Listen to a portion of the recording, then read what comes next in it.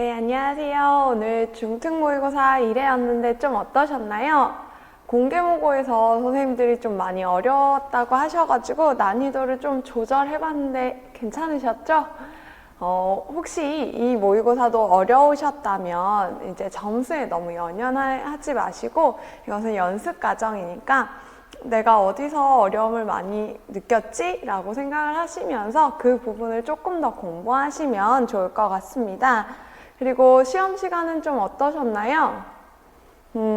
어떤 시험이든지 간에 시험 시간을 잘 맞추는 것이 가장 중요한데요. 그래서 시간 관리 연습을 해야 된다라고 OT 때도 말씀드렸던 것 같은데 이제 시험 시간이 90분이다 보니까 선생님들께서는 이제 문제 푸실 때 우리가 학습장에서 배웠던 스콜러 전략 활용하셔서 어려운 거 있으시면 바로 넘어가시면서 문제 푸시고 그 다음에 다시 어려운 문제로 돌아가셔서 풀어보시고 점검까지 하는 식으로 시간 관리를 좀 연습해 보시면 좋을 것 같습니다.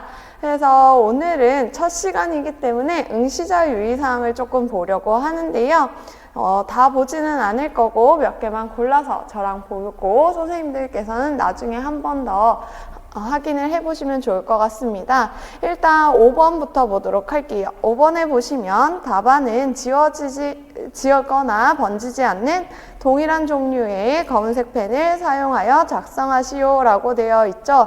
그래서 검은색 펜으로만 작성을 하셔야 되고요.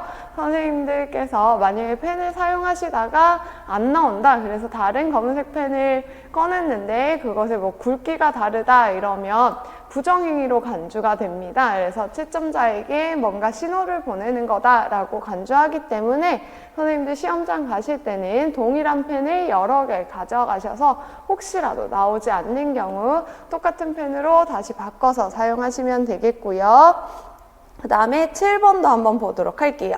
7번에 보시면 답안을 수정할 때 반드시 두 줄을 긋고 수정할 내용을 작성하시오 라고 되어 있고요. 수정 테이프 또는 수정액을 사용해서 수정을 하시면 안 된다라고 되어 있어요. 그래서 수정 테이프 또는 수정액을 사용하면 10번에 보시면 10번에서 네 번째 보시면 연필로 작성한 부분 수정 테이프 또는 수정액을 사용하여 수정한 부분은 채점하지 않는다라고 되어 있죠. 그래서 선생님들 답안 쓰실 때 혹시 틀리시면 반드시 두 줄만 긋고 수정해서 작성을 해주시면 되겠고요. 그 다음에 8번도 보시면 문항에 대한 답안 내용 이해의 그러니까 뭐 밑줄이나 별표 같은 것들은 1절 표시하지 말라고 되어 있어요. 이러한 기호를 쓰는 것도 이제 채점자에게 어떠한 신호를 보내는 거다. 그러니까 내가 누구인지를 알려주는 거다라고 생각을 해서 부정행위로 간주하기 때문에 하지 말으셔야 되고요.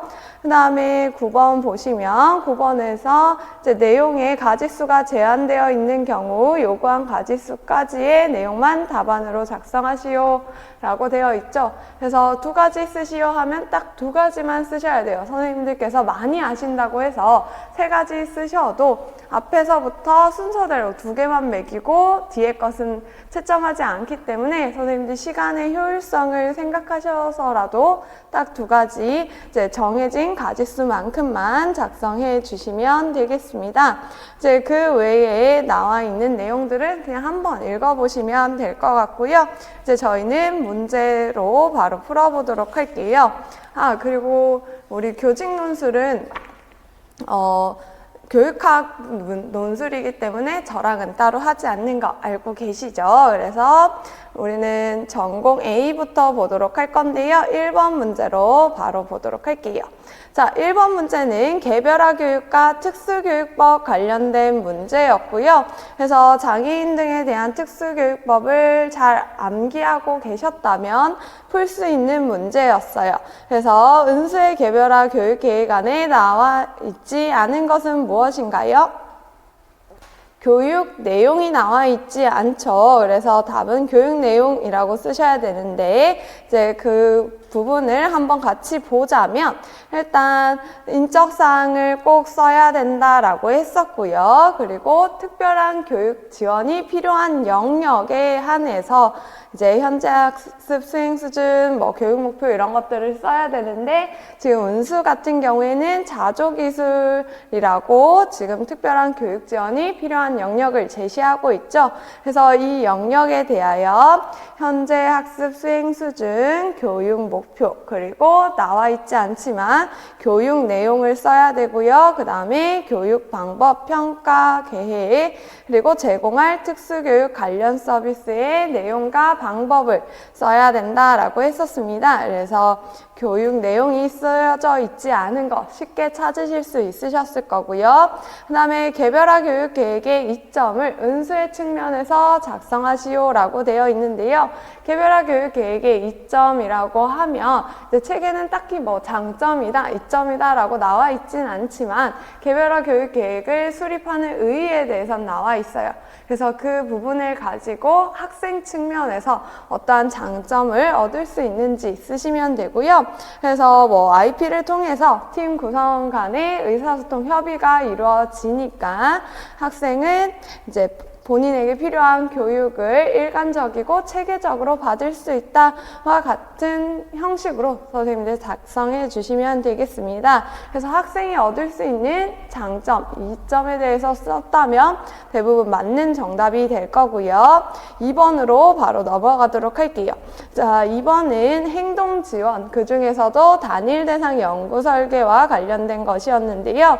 그래서 이 그래프를 보고 사용된 단일 대상 연구 설계가 무엇인지 쓰고요. 그 다음에 오류를 한 가지 찾아 쓰는 것이 문제였습니다. 그런데 지금 일단 또 여기서 알아두셔야 되는 게 수업을 방해하는 문제 행동을 감소시키기 위한 중재라고 얘기를 하고 있어요. 그래서 선생님들께서 감소시키기 위한 문제 행동이다 라고 생각을 하시면 중재를 제공하기 전, 그러니까 기초성 구간에는 어떠한가 라는 것을 좀 같이 알아두셔야 돼요. 기초성 구간에는 문제 행동이 어떨까요? 빈도가 높겠죠. 그래서 빈도가 많이 나타나기 때문에 이제 감소시키는 거다. 그래서 높은 비율로 나타난다라는 거 생각하시고 문제를 좀 보시면 좋을 것 같습니다.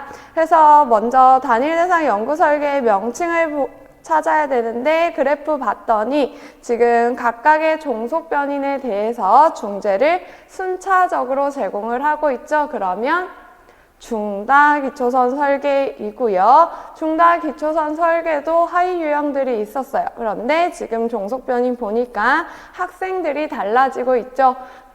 중재를 제공하는 대상이 달라지고 있어요. 그래서 대상자 간 중다기초선 설계구나 라고 보실 수 있겠습니다. 그래서 명칭을 대상자 간 중다기초선 설계로 쓰셔야 정답이 되는 거고요. 그 다음에 오류를 보기 위해서는 이제 오류 같은 경우에는 대부분 중재 투입 시기에서 오류를 보이죠. 그래서 중재 투입과 관련해서 확인을 해봐야 되는데 우리가 중재 투입을 기준이 있었어요. 두 가지가 있었는데 어떤 게 있었을까요?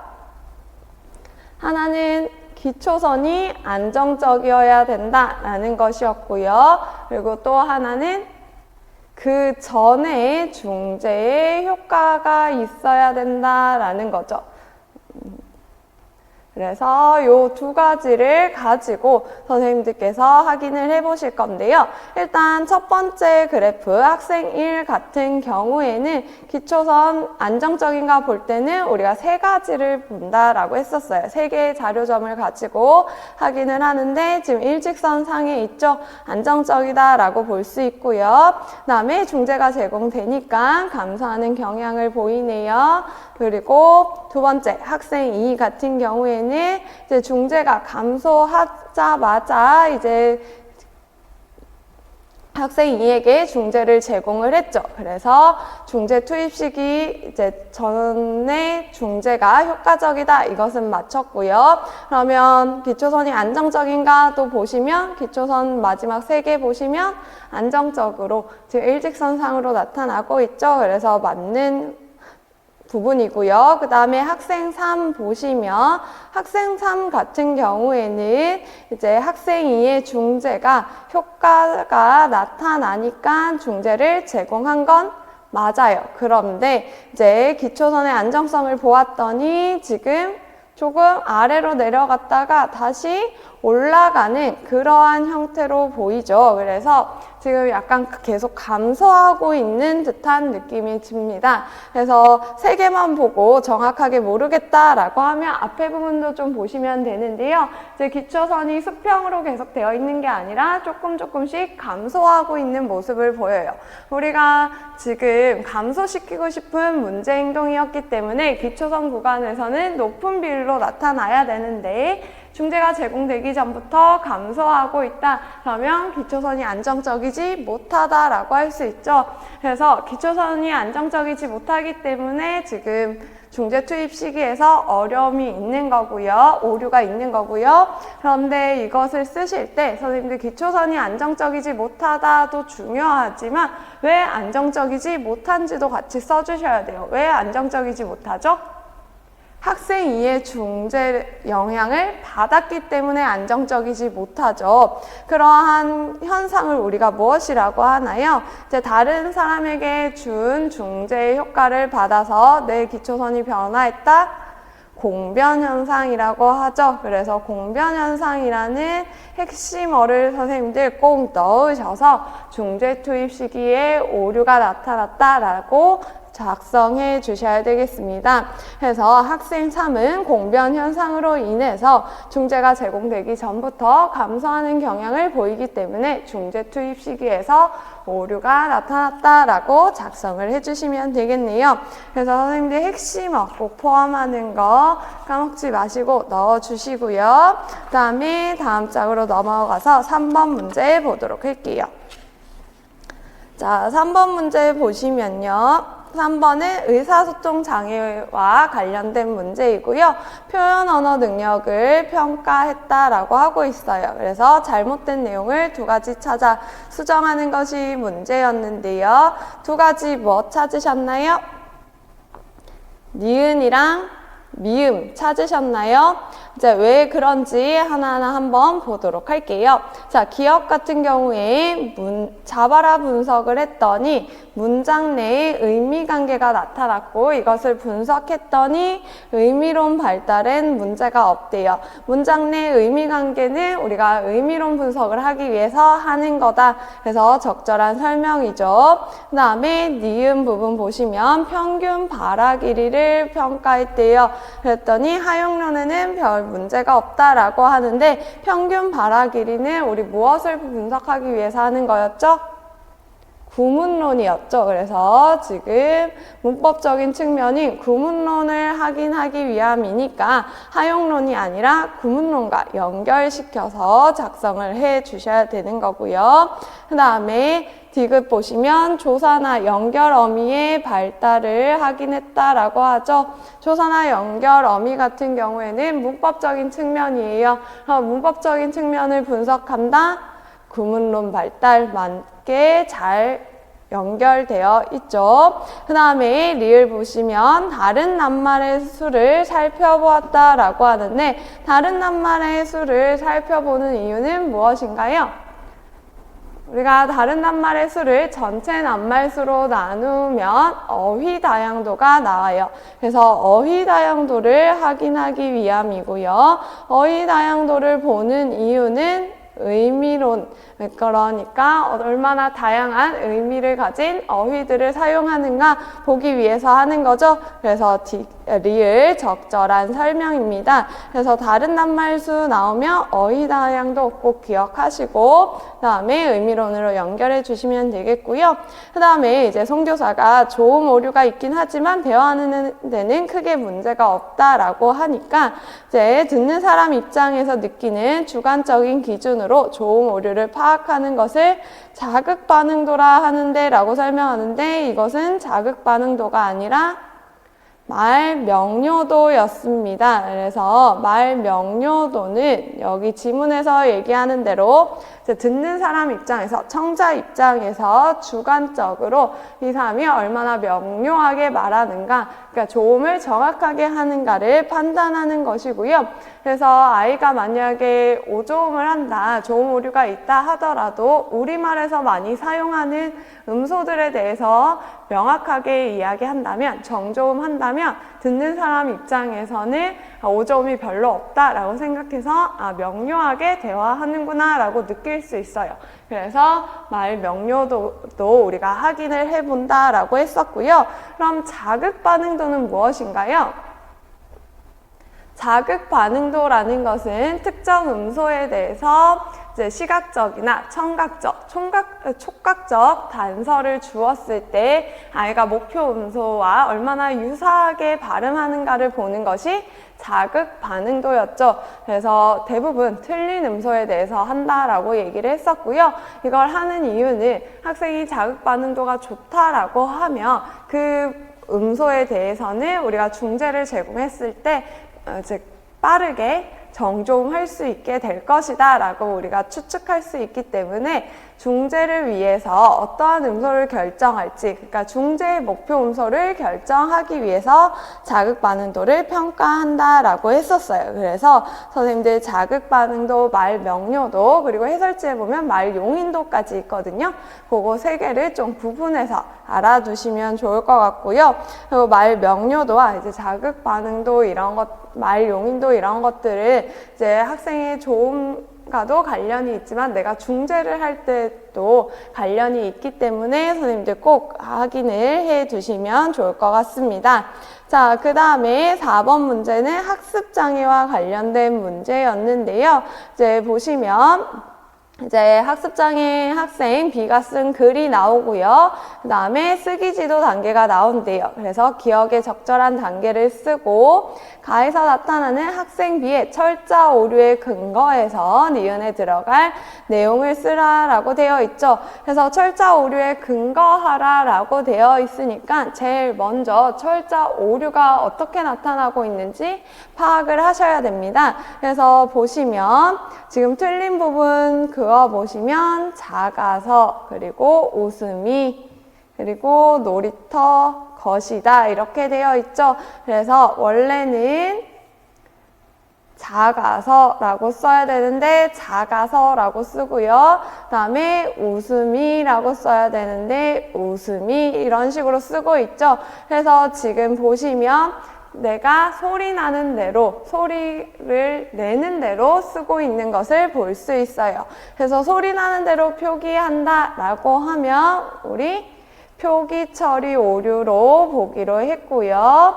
그런데 이제 표기 처리 오류 말고도 소리 나는 대로 쓰는 것이 형태 처리 오류가 있었어요. 그런데 형태 처리 오류 같은 경우에는 지문에서 단서를 더 줄 거다라고 얘기를 했었죠. 그래서 여기서 지금 보면 형태소 인식에 어려움을 겪는다 이런 것들이 없기 때문에 이제 소리 나는 대로 적었다. 표기 처리 오류라고 생각을 하시고 문제를 푸시면 되겠습니다. 그래서 표기 처리 오류를 보이는 아이를 위해서 이제 교수를 한다라고 하면 음운 변동 규칙을 교수한다라고 생각을 하시면 되죠. 음운 변동 규칙을 모르기 때문에 소리 나는 대로 발음을 하는 것이어서, 그래서 쓰기 지도 단계는 지금 음운 변동 규칙을 지도하는 단계다라고 우리가 추론을 할 수 있고요. 그래서 단계들을 순서대로 보시면 일단 첫 번째 단계에서는 내가 음운 변동 규칙을 가르칠 때 필요한 단어들이 있겠죠. 그 단어들을 학생 B가 정확하게 읽을 수 있는지 확인을 하는 게 첫 번째 단계이고요. 그 다음에 두 번째 단계는 단어 소개하기라고 되어 있는데요. 이때는 단어 소개뿐만 아니라 내가 이제 분류할 음운 변동 규칙을 가르쳐야 됩니다. 그래서 음운 변동 규칙을 소개한다라고 써주시면 되고요. 여기서 핵심어는 음운 변동 규칙을 소개한다라는 것이에요. 그래서 학생들이 음운 변동 규칙에 따라서 단어를 분류할 수 있도록 어떤 음운 변동 규칙을 배울 것인지 소개를 하고요. 그 다음에 세 번째로는 시범을 보여줘요. 그래서 명시적으로 어떻게 단어들을 분류할 수 있는지 보여주고요. 그러면 네 번째 단계는 이제 시범을 보았으니까 학생이 스스로 단어들을 분류하게 되겠죠. 이때 학생이 혼자서 하기 어려울 것 같다라고 하면 선생님들 또래 교수를 활용할 수도 있다라고 제시가 되어 있고요. 그 다음에 다섯 번째 보시면 이제 학생이 분류한 단어를 점검하도록 하기 해서 학생 B가 스스로 자신이 정확하게 분류를 했는지 점검하도록 하고요. 그 다음에 여섯 번째 단계는 이제 교사가 학생에게 물어보는 거예요. 왜 이렇게 분류했지? 와 같이 물어봄으로써 이제 의문변동 규칙을 잘 알고 있는지, 그리고 의문변동 규칙이 적용된 단어들이 어떤 것이 있는지 이런 것들을 지도하는 단계입니다. 그 다음에 기억 부분을 이제 보시면 이제 기억 부분은 무엇으로 쓰셨나요? 가리고, 베껴 쓰고, 비교하기로 쓰셨나요? 가리고, 베껴 쓰고, 비교하기 이유는 이제 첫 번째 동그라미를 보시면 되죠. 첫 번째 동그라미 보시면 일단 글자를 보여준 다음에 단어를 보여준 다음에 가려버립니다. 가린 상태로 만들고요. 그 다음에 학생이 기억해서 쓰도록 하죠. 기억해서 쓴다, 베껴 쓴다 라는 것이었고요. 그 다음에 가린 단어를 다시 보여주어서 학생이 스스로 자신이 쓴 단어와 비교를 하게 합니다. 그러니까 학생이 스스로 비교를 해서 점검한다. 그래서 가리고, 베껴 쓰고, 비교하기인 거고요. 그리고 선생님들 여기서 이제 두 번째 동그라미에서 보시면 이제 시간을 점차 늘려서 단어를 기억하여 쓰도록 한다라고 해서 지속적인 시간 지원법이 들어가고 있구나 라고 해서 선생님들 기억인출 교수법이랑 헷갈리셨을 수도 있는데, 지속적인 시간 지원법은 어떤 중재와도 연결이 가능해요. 그래서 이제 기억 인출 교수법 같은 경우에는 비교하기가 없는 경우에 선생님들 써주시면 되고요. 이렇게 비교해서 자기가 스스로 교정한다라는 게 명시적으로 나와 있으면 가리고, 베껴 쓰고, 비교하기로 작성을 해주시면 되겠습니다. 그래서 이제 철자 오류에 대해서 묻는 질문은 은근히 나오는데, 이러한 철자 오류에 대해서 어떻게 중재할 것인가에 대한 문제는 크게 많이 나오지 않아요. 특히 이렇게 뭐 표기처리 중심 교수법, 형태처리 중심 교수법 이런 것들은 나오지 않았었기 때문에 이제 나올 수 있는 거죠. 계속해서 학장에서 문제가 나오고 있어서 이 부분도 한 번 더 확인해 주시면 좋을 것 같습니다. 그래서 문제로 내보았고요. 저희는 5번 문제로 넘어가도록 할게요. 자, 5번 문제는 정서행동장애와 진단평가 관련된 문제였고요. 이제 여기서부터는 작성 방법이 나오기 때문에 작성 방법으로 바로 가서 보고 이제 지문들을 같이 확인을 해보도록 할게요. 일단 첫 번째 동그라미에서는 DSM-5 진단 기준에 근거해서 장애 명칭을 쓰라라고 되어 있는 거죠. 그렇다는 것은 정서행동장애의 하위 유형을 의학적 기준에 따라서 쓰라라는 것이고요. 그래서 가 기준 보고 이제 가의 특성 보고 선생님들 무엇을 찾아내셨나요? 뚜레장애 찾아내셨죠? 가에서 나오는 학생 C의 특성은 뚜레장애였어요. 그 이유를 일단 보자면 여기 첫 번째 동그라미에 자신의 의지와 상관없이 라고 되어 있죠. 틱을 설명할 때 대부분 지문에서 자신의 의지와 상관없이 라는 말을 넣어요. 그래서 내가 하고 싶지 않지만 이것이 자연스럽게 나온다 라고 보시면 되고요. 그래서 자신의 의지와 상관없다 라는 말이 나오면 틱인가? 라고 선생님들 연결해 보실 수 있겠어요. 그래서 자신의 의지와 상관없이 어깨를 으쓱거리거나 손목을 반복적으로 파닥거리는 그러한 형태가 나타나요. 그래서 관찰 가능한 행동으로 나타나는 거죠. 그래서 얘는 운동틱이 되는 거고요. 그리고 그 다음에 보시면 컹컹거리기, 헛기침과 같은 소리를 낸대요. 이제 소리가 난다 그러면 음성틱이 되겠어요. 그래서 지금 운동틱과 음성틱이 함께 나타나는구나 라고 보시면 되고, 그러면 얘는 뚜레장애 아니면 일각성 틱장애가 될 수 있겠죠. 만성이라는 것은 둘 중에 하나만 나타나야 되는 거니까 걔를 배제할 수 있겠네요. 그런데 기간을 보니까 1년 동안이라고 되어 있어요. 그래서 1년 넘게 틱이 계속된다. 그러면 우리가 뚜렛으로 보기로 했죠. 그래서 얘는 뚜렛 장애입니다. 그래서 1년 이상 운동틱과 음성틱이 함께 나타나면 뚜렛 장애다 라고 보는 것이고요. 그 다음에 다시 작성 방법으로 넘어가서 두 번째 동그라미 보시면 나의 기억 활용 시 유의사항을 한 가지 쓸 것이라고 되어 있는데, 기억은 부분 간격 기록법이었어요. 부분 간격 기록법 쓸 때 우리가 유의해야 되는 거 무엇이었나요? 가대 추정 유의해야 된다라고 했었죠. 그래서 가대 추정이라는 핵심어가 들어가게 선생님들 작성을 해주셔야 되고요. 그 이유는 우리가 간격을 나누고 간격 안에서 한 번이라도 나타나면, 행동이 나타나면 발생으로 측정을 하기 때문에 이제 가대 추정될 수 있다라고 했었습니다. 그래서 선생님들 부분 간격 기록법에 유의사항 했을 때 핵심어로 가대 추정 꼭 쓰셔야 되고요. 그러면 이에 비교해서 전체 간격 기록법은요, 가소 추정을 유의해야 된다라고 했었죠. 그래서 그거 두 가지 구분해서 좀 알아두시고요. 그 다음에 다의 행동 발생률을 기억을 활용해서 구할 것. 그러니까 부분 간격 기록법 활용해서 행동 발생률 구하라고 하는 거죠. 그래서 부분 간격 기록법을 잘 알고 있는가 묻는 거고요. 부분 간격 기록법은 간격 중에 한 번이라도 발생하면 우리가 발생으로 표현한다라고 한 거였죠. 그러면 지금 어디에서 발생했다고 표현할 수 있을까요? 두 번째, 세 번째, 그리고 40과 50, 그리고 60과 70 사이, 70에서 80 사이, 80에서 90 사이, 이렇게 표시하셨나요?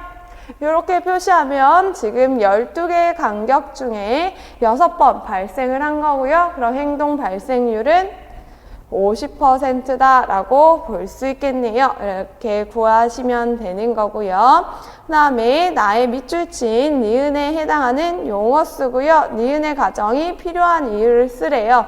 니은 보시면 선생님과 제가, 그러니까 지금 홍교사와 강교사가 학생 씨의 행동을 동일한 방법으로 관찰을 해요. 그래서 동일한 대상에 대해서 동일하게 관찰을 한 다음에 이 결과가 서로 어느 정도 일치하는지 보자라고 되어 있죠.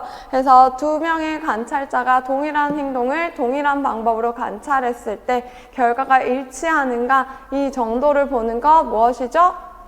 관찰자 간 일치도, 관찰자 간 신뢰도였어요. 그래서 니은에 해당하는 용어는 관찰자 간 일치도, 관찰자 간 신뢰도 써주시면 되고요. 이걸 구하는 이유는 뭐예요? 관찰자 간 일치도가 보장되어야 우리가 타당성까지 보장할 수 있기 때문이었어요. 그래서 관찰자 간 일치도가 확보되어야 결과에 타당성을 확보할 수 있기 때문이다 라고 쓰시면 되겠습니다. 그래서 타당성 아니면 타당도, 요 말을 꼭 넣어서 이제 필요한 이유를 선생님들 써주시면 되겠어요. 그래서 지금 계속 들어가야 되는 핵심어 위주로 설명을 드리고 있고요. 그 다음에 6번 문제는 교육과정이랑 지체장애와 관련된 문제였습니다. 그래서 보시면 일단 문제에서 기본교육과정이라고 제시를 하고 있고요. 작성 방법 보시면 이제 우리가 2015 개정으로 계속 중등도 하고 있지만 이제 2022 개정이 나오면서 총론도 문제로 낸다라고 했었죠. 그래서 2022 개정도 확인을 해 두어야 되는데요. 그래서 2015 개정 특수교육 교육과정의 근거에서 기억을 쓰고요. 니은과 디귿은 2022 개정을 기준으로 써라 라고 되어 있어요. 그래서 일단 교육과정과 관련된 문제부터 보시면요. 이제 2교사 말부터 보도록 할게요. 여기서부터 보시면 2015 개정 특수교육과정에서는 교과군별로 50% 범위 내에서 시수를 감축할 수 있다라고 하는데 이것의 대상은 사실 누구예요? 중도 중복장애 학생이에요. 그냥 장애 학생 같은 경우에는 우리가 30% 안에서 시수를 감축할 수 있었고요. 2015 개정에서는 중도 중복 학생에 한해서 50% 범위 내에서 시수를 감축할 수 있다라고 했었습니다. 그래서 이렇게 시수를 감축하여서 남은 시수는 무엇으로 우리가 운영할 수 있었죠? 창의적 체험활동으로 운영할 수 있었죠. 그래서 기억은 창의적 체험활동 쓰시면 되겠고요. 그 다음에 2022 개정에서는 이제 중도 중복장애뿐만 아니라 그냥 장애 학생들 중에서도 필요에 의해서 우리가 50%까지 시수 감축이 가능하다라고 했었어요. 그 부분이 이제 여기 문제에 나와 있는데요.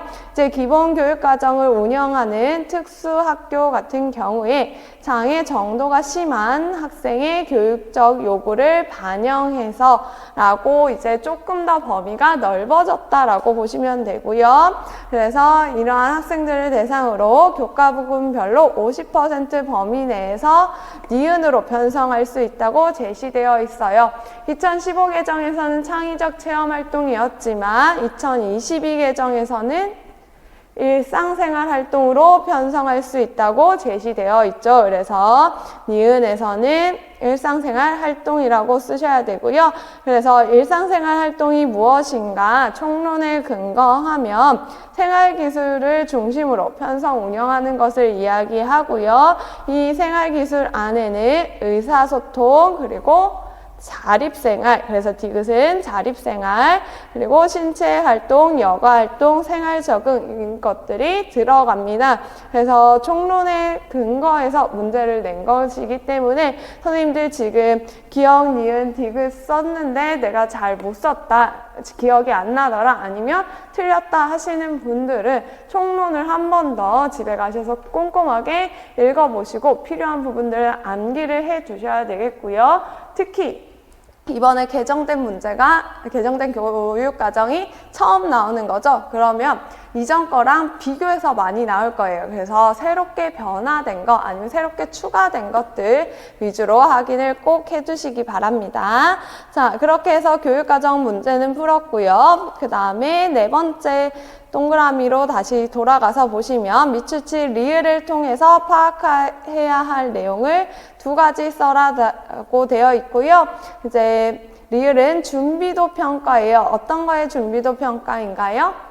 지금 학생 D가 화장실을 독립적으로 이용하지 못해서 이것에 대해서 지도한다라는 거죠. 그래서 용변기술 훈련을 하기 위해서 준비도 평가를 하는 거고요.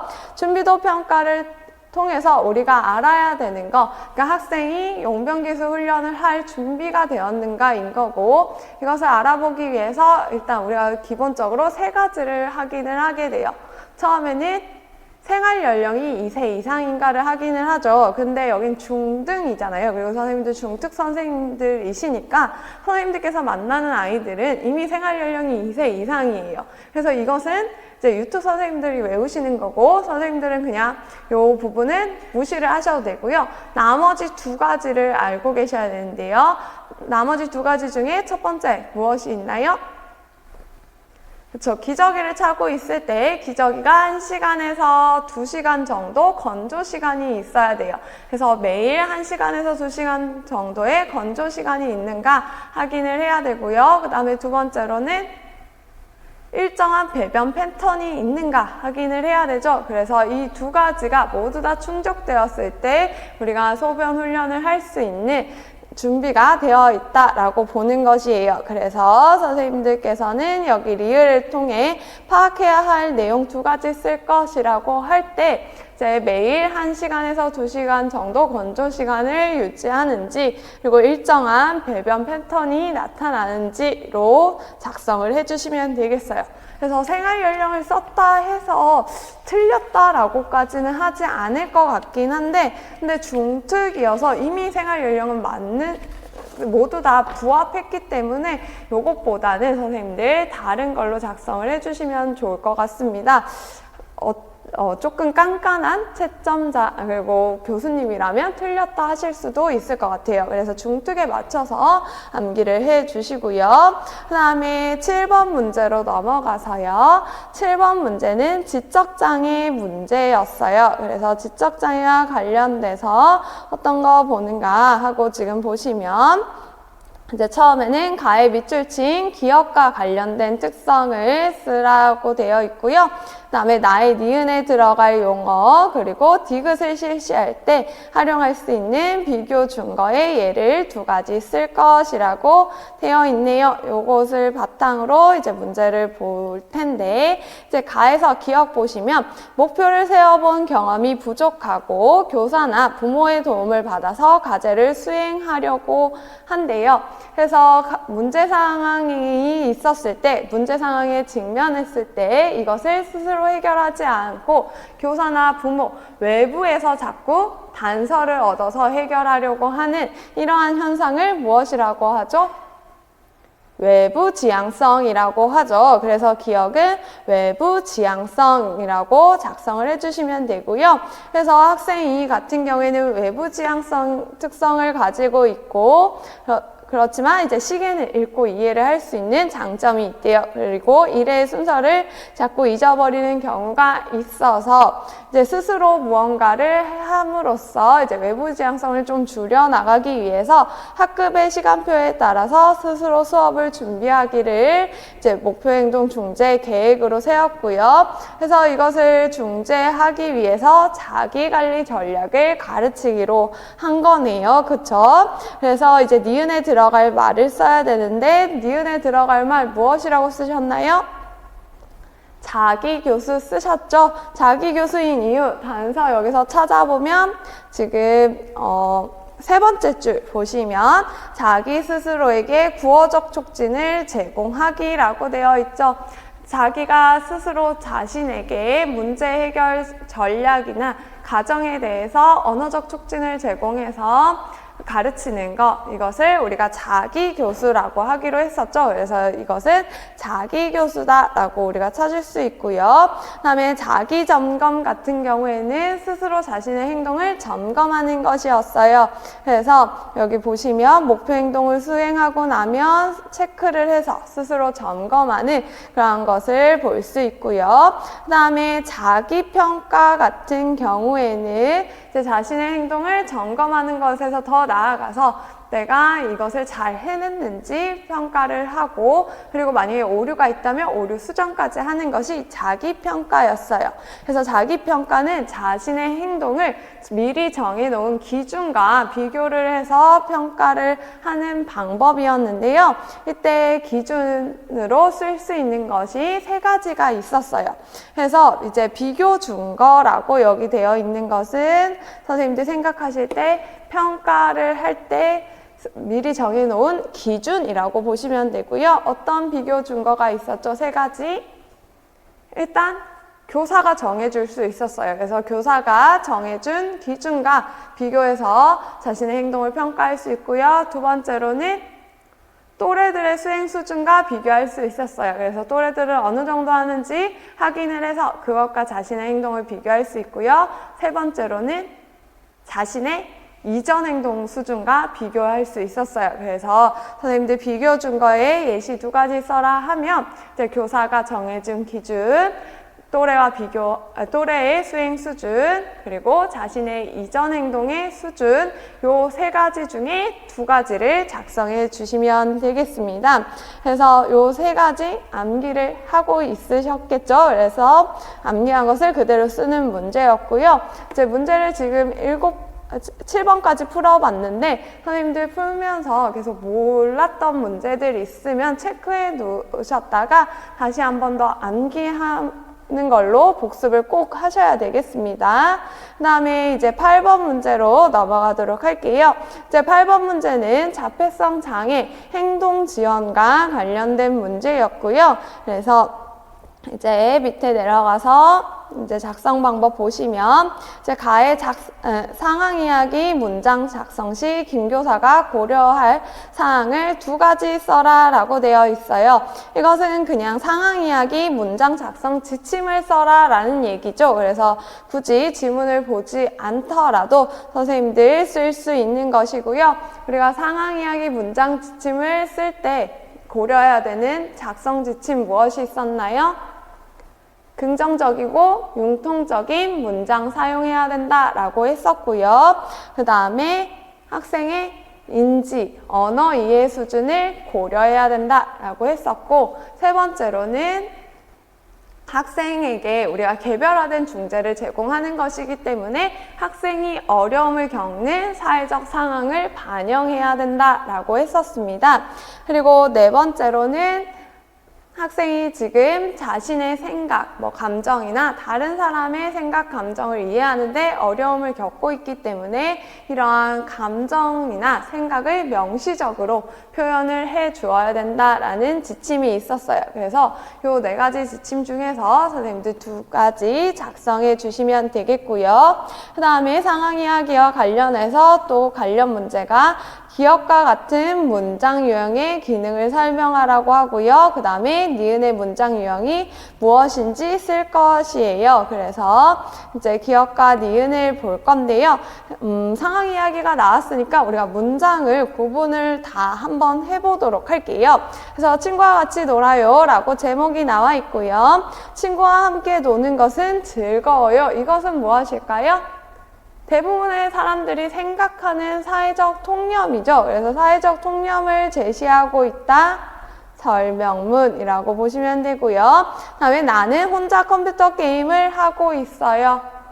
내가 지금 컴퓨터 게임 하고 있는 거 관찰 가능한 부분이죠. 그래서 관찰 가능한 상황을 제시하고 있으니까 얘도 설명문. 그래서 지금 문제에서는 기억과 같은 문장 유형의 기능을 설명하라 라고 했으니까 설명문의 문장 기능을 설명하시면 되는데요. 그런데 여기서 선생님들 이제 기억에 꽂히셔서 관찰 가능한 상황만 쓰시면 틀린 답이에요. 왜냐하면 문제에서도 선생님들 보시면 기억과 같은 이라고 되어 있어요. 그래서 기억의 기능을 쓰라는 것이 아니고요. 기억에 해당하는 그 문장 유형이 무엇인지 찾고 그 문장 유형의 기능을 쓰는 거예요. 그러면 설명문의 기능을 관찰 가능한 상황을 제시하는 것도 있지만 바로 위에처럼 사회적 통념을 제시하는 기능도 있었죠. 그래서 사회적 통념까지 꼭 같이 쓰셔야 정답으로 채점이 되겠습니다. 그래서 사회적 통념과 관찰 가능한 상황을 제시하는 것이다 라고 기능 써주시면 되고요. 그 다음에 세 번째 문장으로 넘어가서 혼자 놀이를 하니 심심해요. 이것은 이제 읽고 있는 학생의 감정을 표현하고 있는 거죠. 감정을 표현하는 문장 무엇인가요? 조망문이라고 얘기를 했었습니다. 그리고 네 번째 문장은 나는 친구에게 우리 같이 컴퓨터 게임 하자고 해요 라고 되어 있죠. 이것은 지금 읽고 있는 학생이 할 수 있는 행동을 제시해 주는 거예요. 그러면 청작 호칭문이 되겠죠. 그래서 청작 호칭문이 나와 있고요. 그 다음에 니은은 친구가 그래 라고 대답을 해요. 친구가 할 수 있는 행동에 대해서 제시를 하고 있죠. 읽고 있는 학생이 아니라 그 학생의 주변 사람들이 할 수 있는 행동에 대해서 이야기하고 있으니까 얘는 팀원 코칭문이 되는 거죠. 그래서 니은은 팀원 코칭문이라고 선생님들 써주시면 되겠고요. 그 다음에 나는 친구와 함께 컴퓨터 게임을 해요. 관찰 가능한 상황. 설명문. 그리고 친구와 같이 놀면 더 재밌어요. 이것도 지금 사회적 통념 다시 한 번 더 강조해주고 있는 거죠. 그래서 얘도 설명문이고요. 친구에게 같이 놀자고 하면 친구와 함께 놀 수 있어요.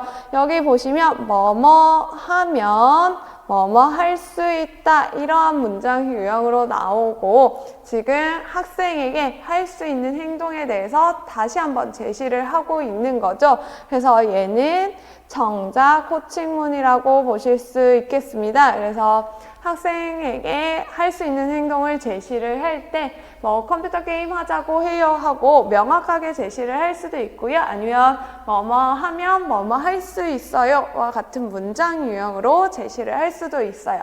그래서 정작 호칭문에서 자주 사용하는 문장 유형이니까 형태니까 선생님들 좀 기억을 해 주시면 되겠습니다. 그래서 이제 상황이야기 관련된 문제를 모두 풀었고요. 그 다음에 이제 마지막 동그라미가 나를 통해서 김 교사가 측정하고자 한 것이 무엇인지 쓰는 것이죠. 그래서 나에서 중재평가 지금 보시면 내용들 보시면 내용이 중재를 이제 계획대로 했는지 계획대로 충실하게 수행했는지를 평가하고 있는 거죠. 그래서 매일 등교 직후 점심시간 직전에 읽었는지 그리고 읽고 난 뒤에 뭐 질문하기 답하기를 했는지 이제 적절한 속도로 진행됐는지 원래 계획한 대로 내가 생각한 대로 중재가 잘 이루어졌는지를 확인을 하고 있는 문항들이에요. 그러면 이것은 무엇을 평가하기 위함이겠죠? 중재 충실도를 평가하기 위함이겠죠. 그래서 이제 마지막에 답은 중재 충실도를 평가하기 위함이다 라고 작성을 해주시면 되겠습니다. 그래서 우리가 중재를 제공했을 때 학생들이 변화가 별로 없었다라고 하면 이 중재 자체가 학생에게 효과가 없었을 수도 있고요. 아니면 선생님들께서 계획한 대로 중재를 실시하지 않으셨을 수도 있어요. 그래서 중재 충실도는 항상 평가를 해 주어야 된다라고 이해하시면 되고요. 그 다음에 이제 9번으로 넘어갈 건데요. 9번은 시각장애와 관련된 문제였어요. 그 중에서도 보행과 관련된 문제이죠. 그래서 요 보행 훈련 계획을 가지고 문제를 풀어볼 건데 작성 방법 보시면 이제 학생의 특성에 근거해서 밑줄친 기억에 해당하는 시세포의 명칭과 기능을 순서대로 쓰는 것이 첫 번째 문제예요. 그래서 학생의 특성으로 가셔서 시력 부분 보시면 초기에는 글자를 읽을 때 보이지 않는 부분이 있다라고 얘기를 했고요. 지금은 망막 중심부에 커다란 암점이 생겼다라고 해요. 그럼 지금 학생의 안질환은 무엇일까요? 항반변성이죠. 항반변성인 아이들이 초기에는 글자를 읽을 때 부분 보이지 않는다라고 하다가 이제 검사를 해보면 중심부에 암점이 생긴다라고 했었고요. 항반변성 아이들이 이제 손상된 시세포는 어디인가요? 추체죠. 그래서 추체에 대해서 지금 물어보고 있는 거고요. 그래서 기억의 명칭은 추체 쓰시면 되고 추체의 기능은 무엇이 있었나요? 읽기와 같이 세밀함이 필요한 활동을 하는 그러한 기능을 한다라고 했었고 색각 기능이라던가 대비, 민감도 이런 것들을 확인하는 기능을 한다라고 했었죠. 그래서 그러한 기능들 중에 하나를 작성해 주시면 되겠습니다. 그리고 이 아이는 그래서 항반변성 아이고 이제 묵자와 점자를 병행해서 읽기를 하고 있다라는 특성이 나와 있고요. 그 다음에 이제 보행 훈련에 대해서 제시를 하고 있는데 이제 보행훈련과 관련해서 보시면 니은에서 학생이 취해야 할 자세를 서술하는데 단 우측 보행 상황이라고 얘기를 하고요. 손에 위치한 모양을 포함해서 서술하라 라고 되어 있어요. 그래서 니은은 무엇이었어요? 상부보호법이었죠. 그래서 상부보호법은 실내에서 우리가 보행을 할 때 내 몸을 보호하기 위해서 특히 상체를 보호하기 위해서 하는 것이었고요. 그래서 자세에 대해서 얘기를 해보자면 우측 보행 상황이니까 지금 우측에 벽이 있는 거죠. 그러면 어디에 손을 사용해야 되나요? 반대쪽인 왼쪽 팔을 사용해야 되죠. 그래서 왼쪽 팔을 기준으로 선생님들 작성을 해주시면 되고요. 그래서 왼쪽 팔을 사용하는데 왼쪽 팔을 어느 높이까지 드나요? 어깨 높이까지 들죠. 어깨 높이까지 들고요. 120도 각도로 구부려야 됩니다. 그리고 120도 각도로 구부렸을 때 손끝은 어느 정도 나가야 돼요? 어깨 끝에서 한 2.5cm 정도 더 내밀어서 이제 내 몸을 보호할 수 있어야 되고요. 그리고 손바닥의 방향은 어떻게 되나요? 전면을 향해야 된다라고 했었어요. 그래서 이러한 형태로 우리가 몸을 만들 수 있고요. 그리고 또 생각해야 되는 게 우리가 손에서 긴장을 풀고 손을 내밀어야 된다라는 거 써주시면 되겠죠. 그래서 손의 위치와 모양을 포함해서 선생님들 작성을 하실 때는 이제 왼쪽 팔을 사용해서 어깨 높이까지 올리고 120도로 구부린 다음에 이제 손바닥은 전면을 향하게 하고 긴장을 푼다. 그리고 손끝은 이제 어깨 바깥으로 한 2.5cm 정도 나가게 한다라고 선생님들 작성을 해주시면 되겠습니다. 그 다음에 이제 학생이 디귿을 활용해서 실내 보행할 경우 얻을 수 있는 장점을 한 가지 쓰어라 라고 되어 있는데 디귿은 대각선법이에요. 그래서 대각선법은 지팡이 보행법이긴 하지만 실내에서 많이 사용한다 라고 했었죠. 그 이유가 지팡이를 사용해서 이제 대각선법을 하게 되면 우리가 기준선 보행을 할 수 있다라고 했었어요.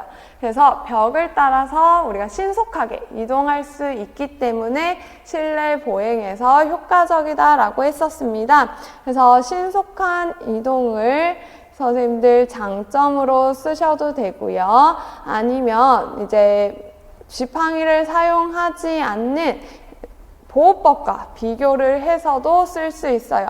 이제 상부보호법이나 아니면 트레일링 또 기준선 보행이긴 하지만 지팡이를 사용하지 않았죠. 그래서 상부보호법이나 트레일링에 비해서 지팡이를 사용했을 때의 장점, 좀 더 안전하게 갈 수 있다라는 거죠. 그래서 신속한 보행 또는 안전과 관련해서 장점을 써주시면 좋을 것 같아요.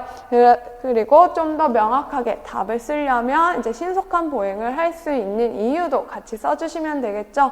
신속한 보행을 할 수 있는 이유는 기준선 보행을 할 수 있어서, 그러면 안전은 누구와 비교해서 상부보호법이나 트레일링법이랑 비교해서 좀 더 안전하다라고 작성을 해주시면 되겠습니다. 그 다음에 이제 마지막 보시면 익숙하지 않은 지역에서 보행할 때 리을이 효과적인 이유를 써라 라고 되어 있는데요. 리을은 안내견 보행이에요. 우리가 안내견은 안전을 책임진다 라고 했었죠. 그래서 위험한 순간이 있으면 뒤쪽 불복종을 한다라고 했었어요. 그래서 안내견과 함께 다니면 시각장애인의 장점은 무엇이에요?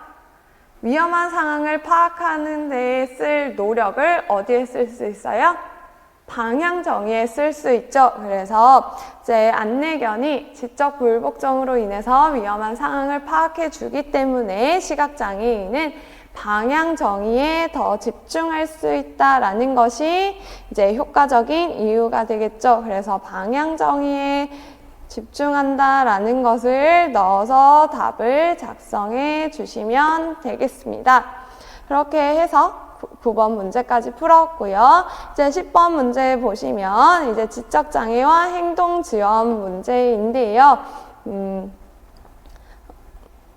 작성 방법으로 바로 내려가서 보시면 기억을 향상시킬 수 있는 교수 전략을 한 가지 써라 되어 있고요. 기억은 선택적 주의력이었어요. 선택적 주의 집중, 선택적 주의력이라는 것은 무관련 자극에는 주의를 주지 않고 중요한 자극에만 주의 집중하는 것을 선택적 주의력, 선택적 주의 집중이라고 했었죠. 이러한 선택적 주의 집중을 향상시킬 수 있는 교수 전략 무엇이 있나요? 무관력 자극에 주의를 뺏기지 않도록 무관력 자극을 아예 없애주는 환경 조작을 할 수도 있고요. 그리고 학생들이 능동적으로 수업에 참여를 해야 중요한 자극들을 찾아낼 수 있겠죠. 그래서 능동적으로 참여할 수 있게 하고요. 그리고 선택적 주의 집중을 할 수 있는 다양한 주의 집중 전략을 처음부터 학생들에게 가르쳐 주어서 학생들이 이제 사용할 수 있게 또 할 수 있습니다. 그래서 이제 다양한 교수 전략들이 있는데 그 중에서 이제 좀 핵심으로 할 수 있는 게 무관련 자극 없애기, 능동적으로 참여하게 하기, 선택적 주의 집중과 관련된 주의 전략 지도하기, 이런 것들을 써주시면 되겠고요. 그리고 여기 한 가지 쓸 것 되어 있죠. 그래서 선생님들이 너무 많이 알고 계신다 하더라도 딱 한 가지만 작성을 해주시면 되겠습니다. 그 다음에 이제 두 번째 동그라미 보시면 니은의 행동중재 전략을 쓰고요. 촉구용암법과의 차이점을 설명하라 라고 되어 있어요. 그래서 니은 지금 보시면 일단 학생 G를 자기 자리에 앉게 만드는 것에 대해서 이야기를 하고 있는 거고요. 그래서 목표 행동을 보시면 처음에는 15분 동안 계속해서 자기 자리에 앉기라는 목표 행동을 정하고 라고 말하고 있죠. 그래서 15분 동안 계속해서 자기 자리에 앉기라는 것이 최종 목표이고요. 그런데 여기 보시면 3분 동안 그리고 5분 동안과 같이 단기 목표들을 정해서 단기 목표를 변화해 가면서 단기 목표에 도달하면 강화를 제공한다라고 하고 있어요. 그래서 지금 최종 목표가 있고 단기 목표 보시면 최종 목표와 점진적으로 가까워지는 목표들이죠. 처음부터 15분 동안 앉기가 어려우니까 3분 앉고 5분 앉고 그 다음에 7분 앉고 이런 식으로 점진적으로 다가갈 수 있게 단기 목표들을 세우고 있고요. 그리고 이 단기 목표가 도달하고 나면 그 다음 단기 목표 도달하게 이제 지도를 하고 그때 강화를 주는 이제 차별적으로도 강화를 준다라고 볼 수 있어요. 그러면 이건 무엇인가요? 행동 형성이죠. 행동 형성 같은 경우에는 점진적으로 목표 행동에 도달하는 것에 대해서 차별적으로 강화를 해서 행동을 완성해내는 것, 만들어가는 것이라고 얘기를 했었습니다. 그래서 니은은 행동 형성이고요. 이 행동 형성과 촉구용암법과의 차이를 쓰라라고 하는데 행동 형성과 촉구용암의 가장 큰 차이는 뭐예요? 변화시키는 요인이 다르다라고 했었어요. 이제 행동 형성 같은 경우에 아동의 반응에 대해서 변화를 시키고 있어요. 학생이 도달해야 되는 행동을 변화시키는 반면 촉구용암은 내가 제공하는 촉구를 변화시켰죠. 그래서 점진적으로 제거해서 독립적으로 할 수 있게 하는 것이었어요. 그래서 촉구용암은 내가 제공하는, 그러니까 행동 전에 제공되는 선행 자극을 변화시키는 거고, 행동 형성은 선행 자극은 그대로 있지만 행동들이 변화하는 것을 이야기했었습니다. 그래서 둘의 차이점 쓰실 때는 변화하는 요인에 좀 초점을 맞춰서 쓰시면 되고요.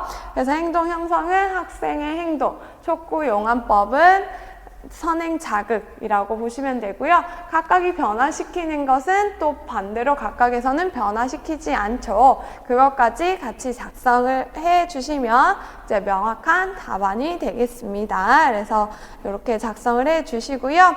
그 다음에 마지막 동그라미 보시면 나에서 실시한 평가 유형을 써라 라고 되어 있죠.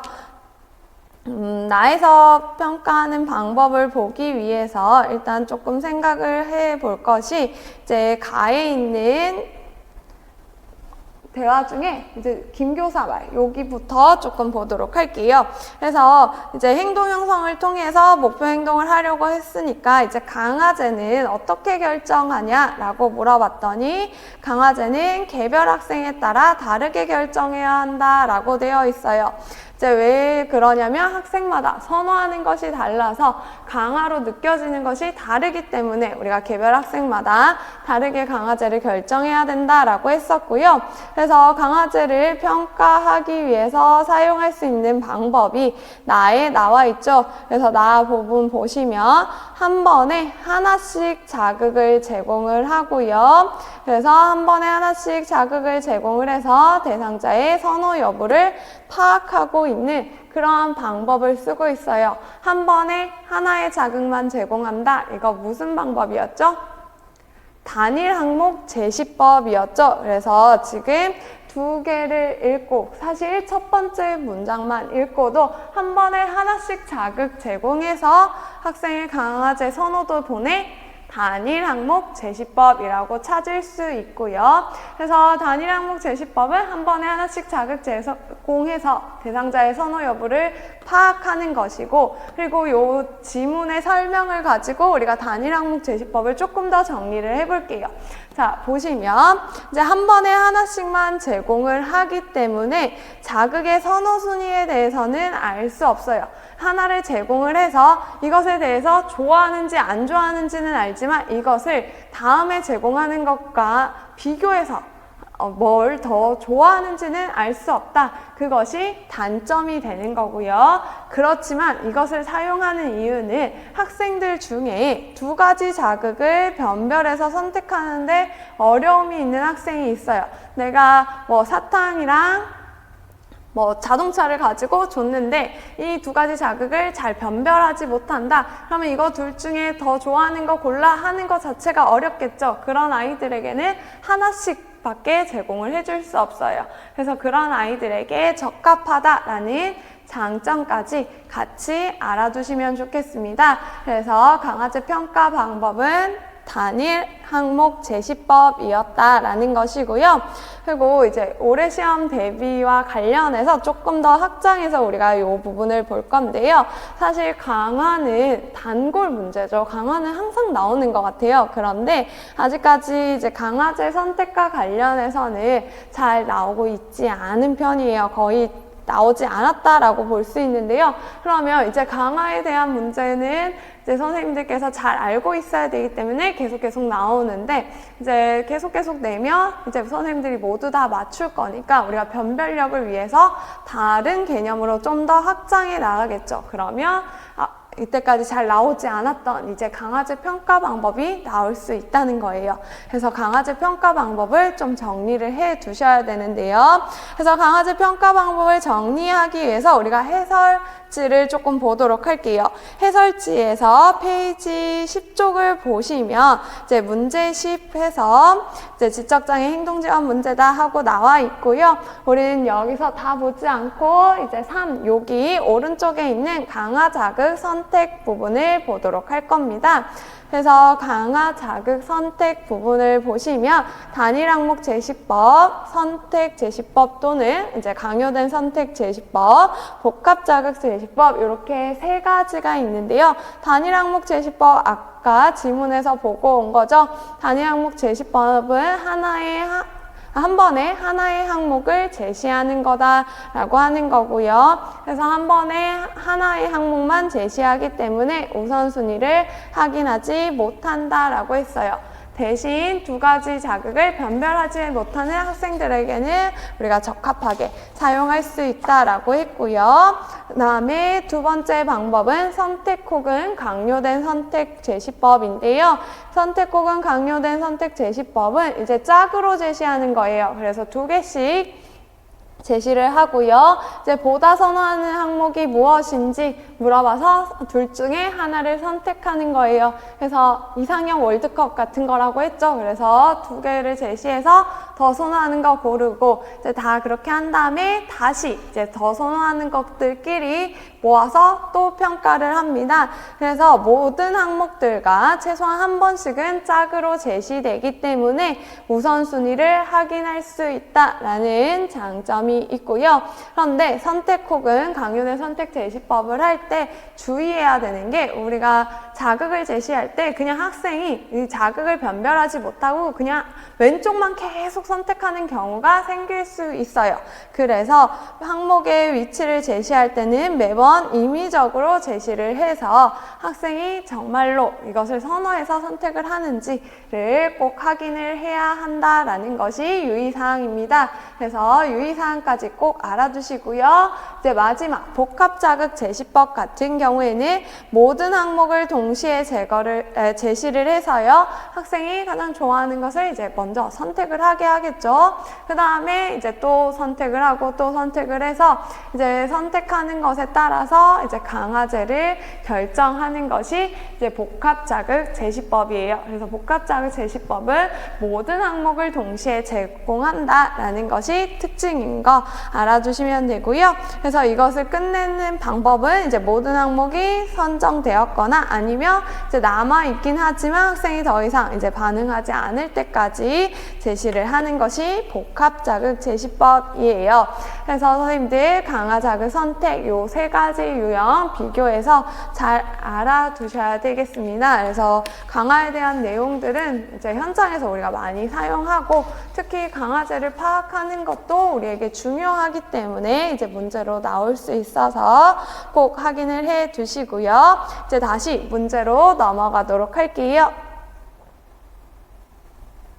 자, 11번 문제 보도록 할 건데요. 이제 11번은 통합교육, 그리고 행동지원, 특수교육, 공학 세 가지가 모두 다 포함된 문제였고요. 그래서 이제 작성 방법 보시면 나에서 보편적 학습 설계 원리 중에 다양한 행동 및 표현 수단의 제공, 그리고 다양한 참여 수단의 제공에 해당하는 예시를 각각 찾아서 한 가지씩 써라 라고 되어 있죠. 그래서 보편적 학습 설계 원리 중에서 다양한 행동 및 표현 수단의 제공은 왜 이것을 제공한다 라고 했었나요? 학생이 학습을 하고 학습한 것을 표현하는 걸 도와주기 위함이다 라고 했었죠. 그래서 학습을 하는 방법을 도와주거나 아니면 표현하는 방법을 도와주는 것이었어요. 그와 관련된 나에서 제시하고 있는 방법 무엇을 찾으셨나요?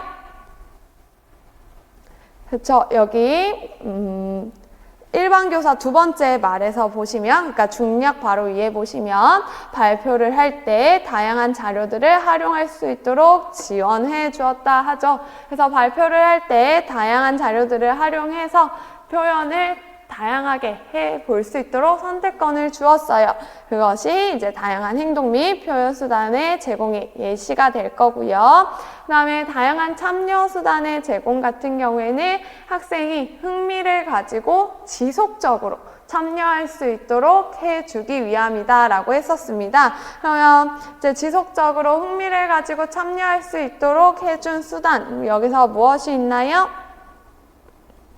여기 지금 보시면 이제 중량 밑에 이제 특수교사가 한 말에서 협동학습을 하면 친구들과 함께 활동하는 것을 좋아하는 H가 적극적으로 참여할 수 있겠어요 라고 되어 있죠. 학생의 선호도를 활용해서 학생이 참여할 수 있게 하고요. 그리고 학생이 지속적으로 참여하기 위해서는 교실 분위기가 협력적이고 협동하는 분위기여야 된다라고 했었어요. 그래서 협동학습을 활용한 것까지 이제 다양한 참여 수단의 제공의 예시가 되겠습니다. 그래서 각각을 찾아서 써주시면 되겠고요.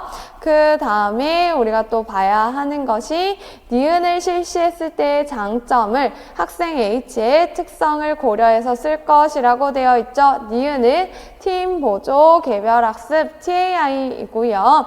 팀 보조 개별 학습의 그러면 특성을 좀 생각을 하시면서 학생의 특성과 어떻게 연결할 수 있는가 연결을 하시면 되는데요. 팀 보조 개별 학습의 이제 좀 독특한 특성이라고 하면 개별 수준에 맞는 이제 학습지를 제공을 하는 거죠. 그래서 수준별 과제가 제공된다라는 것이 특징이고요. 그리고 팀 보조 개별 학습 학습을 이야기할 때 우리가 또 얘기하는 게 집단 점수가 있다라는 것이죠. 그래서 집단 점수, 집단 보상을 제공하는 것이 특징이었어요. 그러면 이것을 가지고 학생의 특성과 좀 연결해 보자면 지금 학생 같은 경우에 보시면 이제 문장에서도 사실 알 수 있어요. 바로 위에 문장에 보시면 그런데 협동학습을 할 때 다른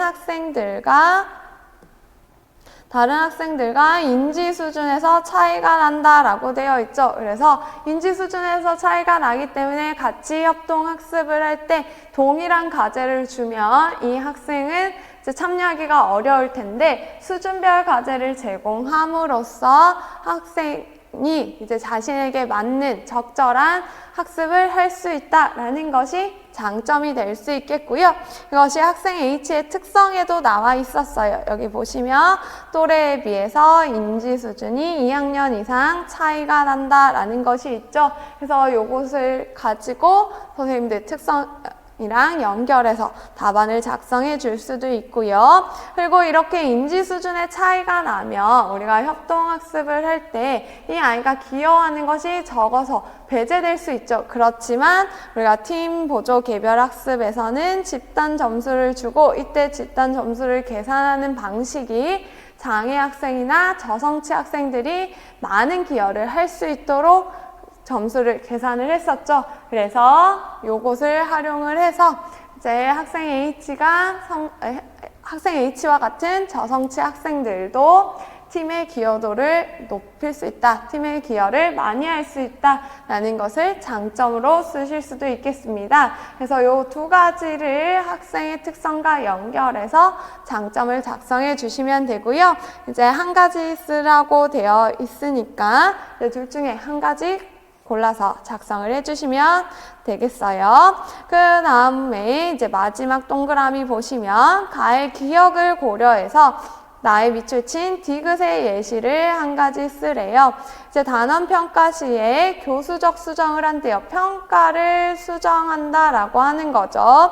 그래서 평가를 수정해서 학생 H의 학업 성취를 평가하고자 한다라고 하는데 그럼 평가 수정을 할 때 우리가 교수적 수정할 때 생각해야 되는 거 목적과 그리고 학생의 특성을 고려해야 된다 그랬어요. 그래서 목적은 평가를 하는 거고요. 학업 성취를 평가하는 거고요. 학생 H의 특성을 고려해야 되는데 문제에서 아예 기억을 고려하려라고 되어 있었죠. 그래서 기억 보시면 연필 잡는 것을 어려워해서 다른 사람이 손을 잡고 함께 글씨를 써야 한다라고 되어 있어요. 그러면 연필 잡는 것이 어려우면 우리가 평가를 할 때 글로 쓰라고 하면 이제 수필로 쓰라고 하면 답을 알고 있더라도 쓰기가 어렵겠죠. 그래서 응답 방법을 수정해 줘야겠구나 라고 우리가 생각할 수 있고요. 그럼 응답 방법 수정 무엇이 있을까요? 아예 대필자를 사용한다든지 아니면 컴퓨터나 AC를 사용해서 표현을 할 수 있게 해줄 수 있겠죠. 그래서 선생님들께서 이제 다양한 방법을 쓰시되 응답 방법을 수정해 주는 것으로 해주시면 되고요. 이제 AC를 제시한 이유는 그 위에 보시면 학생 H의 특성 첫 번째 보시면 한두 단어를 사용해서 의사 표현을 하지만 표현이 어려운 경우에 짜증을 내거나 소리를 지른다라는 특성이 있어요. 그래서 그냥 말로만 하라고 하면 이제 말로 하는 걸로 응답 방식을 바꿔주면 또 다른 문제가 생길 수 있어서 저는 이제 AC까지 나아가서 제시를 했습니다. 그래서 AC나 컴퓨터 활용을 해서 응답할 수 있게 하는 것이 보다 적절한 답이 되겠어요. 그 다음에 이제 12번 마지막 문제 보도록 할 건데요. 이것은 전환교육과 지적장애와 관련된 문제였고요. 이제 작성 방법 보시면요. 밑줄 친 기억에 해당하는 지원 고용의 유형을 쓰고 단점을 한 가지 서술하라 라고 되어 있어요. 그래서 기억 바로 위에 있죠. 보시면 직무지도원 한 명이 학생을 전담 지원해서 지역사회에서 고용한대요. 직무지도원과 학생이 1대1로 배치된다. 개인 배치 모델이고요. 개인 배치 모델의 단점은 무엇이에요? 직무지도원이 1대1로 붙어 있으면 단점이 직무지도원에 대한 의존도가 너무 높아진다라는 단점이 있고요. 그리고 직무지도원이 계속 1+1으로 같이 다녀요. 그러면 사회적 통합에서 저해될 수 있다라는 문제가 있겠죠. 그리고 직무지도원이 한 명만 보기 때문에 시간이나 경비 이런 데에서 비효율적이다라는 단점이 있을 수 있어요. 그래서 이러한 단점들을 써주시면 되고요. 그리고